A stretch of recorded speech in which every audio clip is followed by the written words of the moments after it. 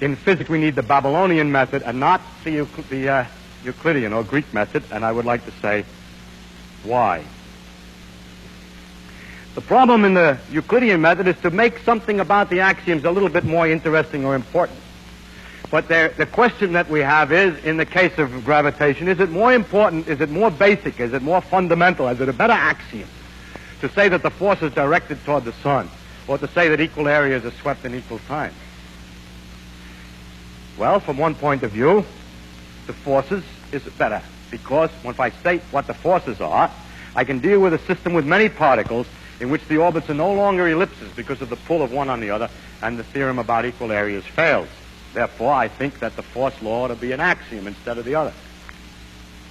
On the other hand, the principle that equal times are swept out in equal areas are swept out in equal times can be generalized when there's a system of a large number of particles to another theorem, which I had prepared to explain, but I see I'm running out of time. But there's another statement which is a little more general than equal areas in equal times. Well, I have to state what it is. It's rather complicated to say, and it's not quite as pretty as this one, but it's obviously the son of this one. I mean, it's the offspring. If you look at all these particles, Jupiter, Saturn, the sun, and all these things going around, lots of stars or whatever they are, all interacting with each other, and look at it from far away and project it on a plane, like this picture, then everything is moving this way, and moving that way, and so on. Then take any point at all, say this point, and then calculate how much each one is changing its area, how much area is being swept out by the radius to every particle, and add them all together.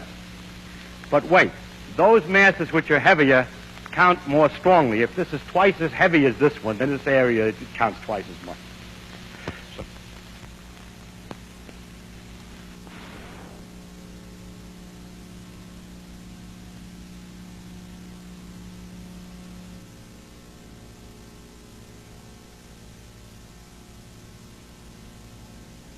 that's doing the sweeping, and the total of all of that is not changing in time.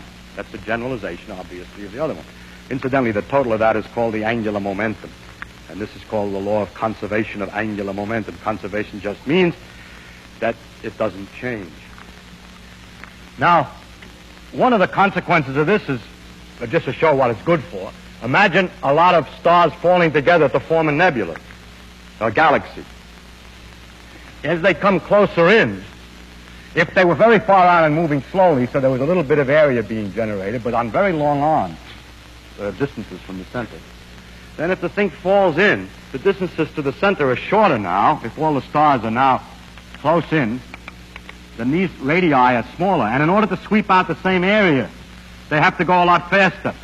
So as the things come in, they swirl around, and thus we can roughly understand the qualitative shape of the spiral nebulae. You can also understand in the same way, exactly the same way a skater spins when you start with a leg out, moving slowly, and as you pull the leg in, it spins faster, because when the leg is out, it's contributing, when it's moving slowly, a certain amount of area per second, and then when it comes in to get the same area, you have to go around faster. But I didn't prove it for the skater. The skater uses muscle force. Gravity is a different force, yet it's true for the skater. Now we have a problem. We can deduce often from one part of physics, like the law of gravitation, a principle which turns out to be much more valid than the derivation.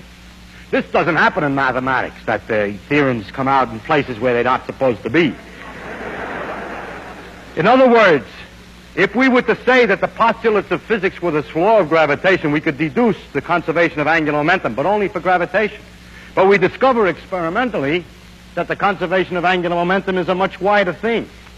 Now, Newton had other postulates by which he could get the more general conservation law of angular momentum, but Newtonian laws were wrong. There's no forces, it's all a lot of baloney, the particles don't have orbits, and so on. Yet, the analog, the exact transformation of this principle about the areas, the conservation of angular momentum, is true with atomic motions in quantum mechanics, and is still, as far as we can tell today, exact. So we have these wide principles which sweep across all the different laws. And if one takes too seriously his derivations and feels that this is only valid because this is valid, you cannot understand the interconnections of the different branches of physics. Someday, when physics is complete, then maybe with this kind of argument, we know all the laws, then we could start with some axioms, and no doubt somebody will figure out a particular way of doing it.